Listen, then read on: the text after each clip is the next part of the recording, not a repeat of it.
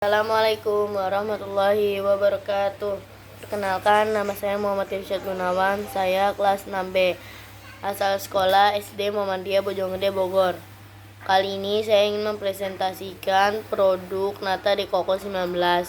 Keunggulan dari Nata de Coco 19 adalah segar, berkualitas, halal, dan menggunakan gula asli. Haus, Nata de Coco 19 solusinya.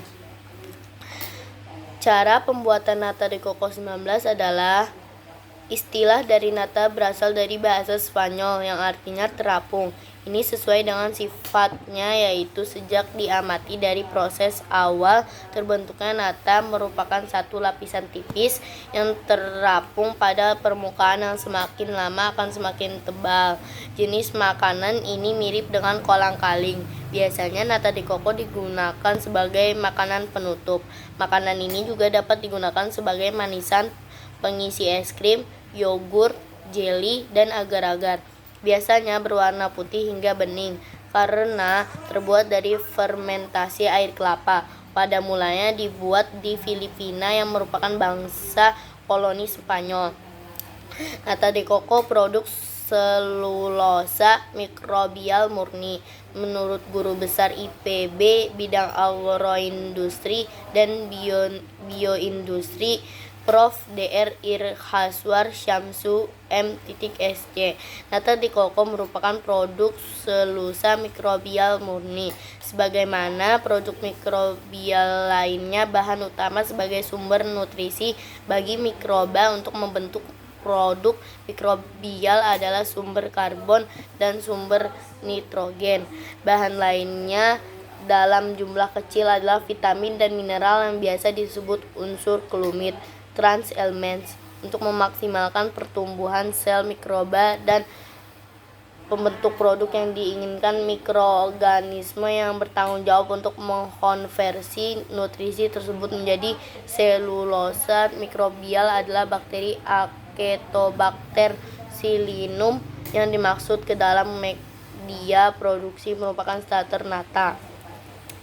Proses pembuatan nata de coco adalah pada proses pembuatan nata de coco, sumber karbon berasal dari air kelapa ditambah dengan gula pasir untuk meningkatkan konsentrasi sumber karbon.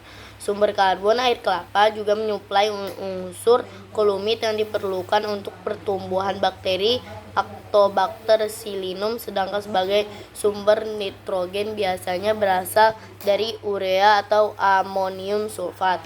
Selain itu juga ditambahkan asam asetat untuk mengatur keasaman media sehingga pH media berkisar pada pH optimum pada selang pH 3-5 agar pertumbuhan mikroba dan produksi nata de coco maksimal. Bahan-bahan nutrisi tersebut dikonsumsi oleh bakteri Ketobacter psilinum untuk pertumbuhan dan menghasilkan produk berupa selulosa mikrobial. Sebagaimana halnya tanaman menyerap pupuk urea atau pupuk za.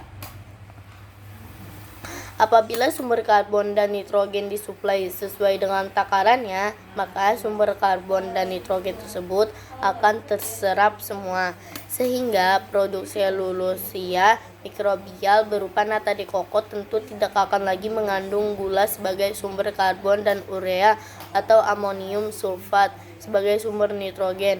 Namun apabila tidak terserap semua atau tidak dikonsumsi sepenuhnya oleh mikroba Lactobacter psilinum, tentu akan menghasilkan residu berupa sisa-sisa substrat baik berupa sumber karbon maupun sumber nitrogen.